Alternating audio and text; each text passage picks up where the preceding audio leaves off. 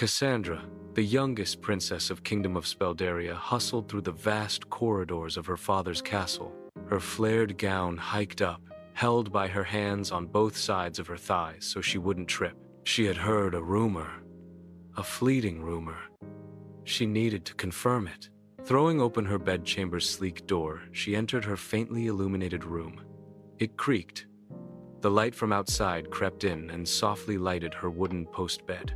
An astonishingly startled scream left her throat as her hands clamped her mouth shut, for the sight in front of her was anything but normal. Tied to her bed with silver chains was a marvel of a virile male specimen. Hunkish, rugged, potent.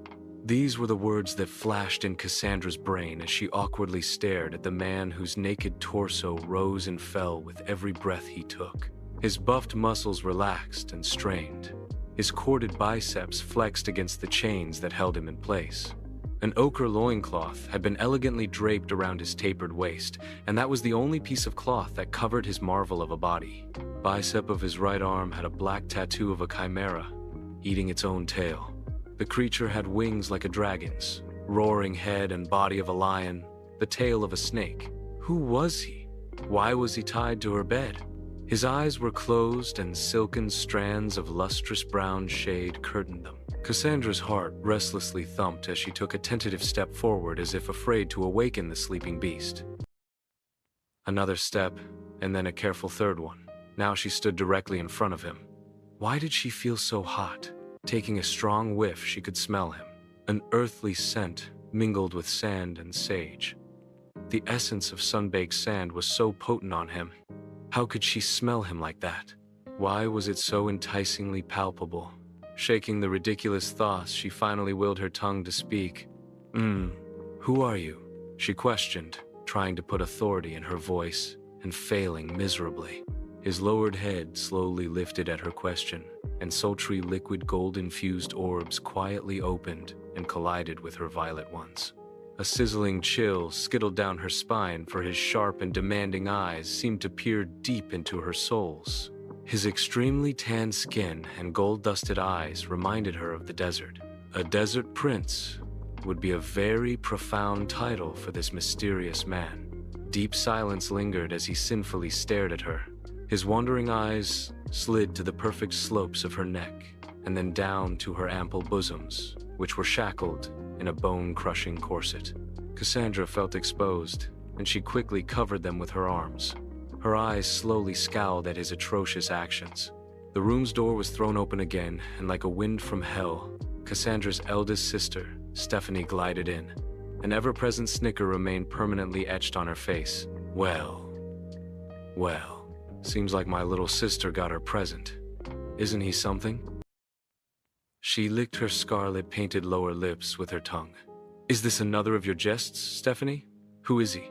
And why is he tied to my bed? Cassandra demanded, turning and frowning at her eldest sister. To add color to your dull life, he is a gift from the notorious shifter Alpha of Dusartine. Heard he wants a truce with our father, hence the gift. Since you will be taking part in the arena, she chuckled, her voice grated on Cassandra's temples. Stephanie took a step closer to the tied man. Arena? What? Cassandra shrieked in disbelief. She hated the arena more than anything. You will learn soon, but tying him to your bed was my idea. Maybe you could finally get some with a shifter slave and give everyone some gossip. Hopefully, Commander Raziel will end his engagement with you, finally seeing how pathetic you are. Cassandra's face heated up with shame at her sister's words, and she stole a look at the man who was watching Stephanie with a newfound loathing. This look was so different from what he was giving her a while ago. You have no shame, and you thought it would be a good idea to tie him with silver chains, knowing it's lethal for them and causes them immense pain, she pointed out.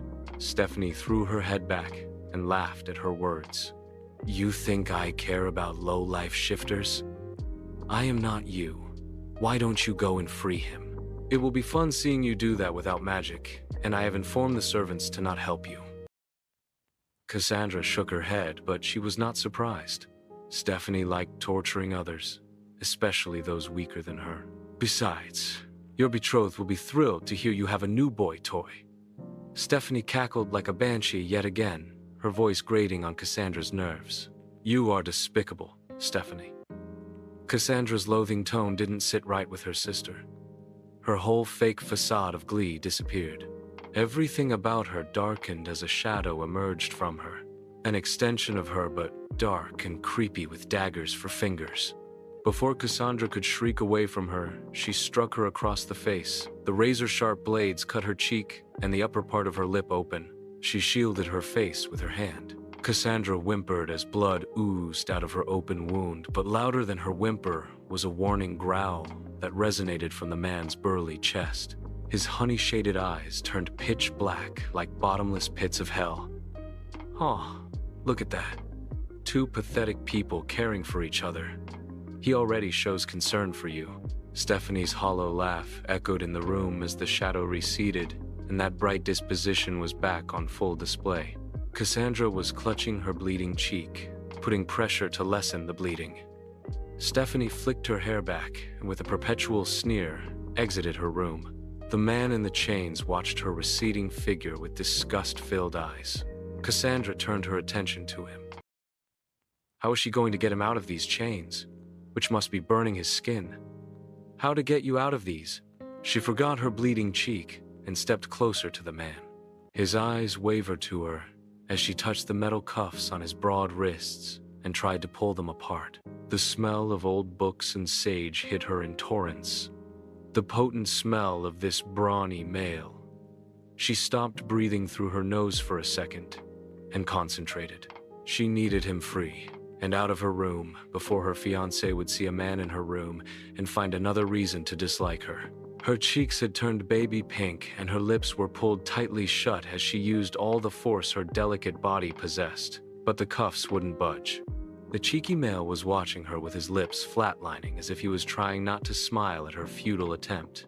His brows were slightly raised, seeing how she was huffing and puffing, the upper swells of her chest rising as she pulled. It's no use. I will get some tools." "Hold up," she finally declared, giving up. As Cassandra stepped back and was about to turn to head out of the room, she heard clanking sounds behind her. She turned and loudly gasped as the chains holding him cluttered to the ground and the ruggedly hulking male stepped off her bed, free of any shackles holding him. He stood so tall, so broad, that her room seemed to have shrunk in his colossal presence. Her astonishment molded into a scowl as she wondered. How the hell did he do that? And couldn't he have done it before? He needed a spectacle as well. She was about to speak when a messenger knocked on her door and announced, "Lady Cassandra, your father requests your presence. Hurry along." Perfect. Now she had to face her ruthless father. What did he want now?